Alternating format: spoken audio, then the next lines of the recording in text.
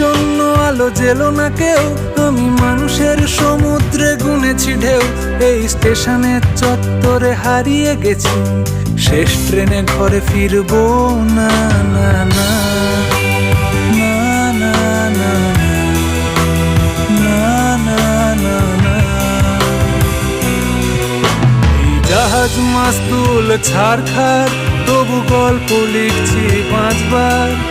আমি রাখতে চাই না আর তার কোনো রাত দুপুরের আবদার, তাই চেষ্টা করছি বারবার সাঁতরে পার মজা।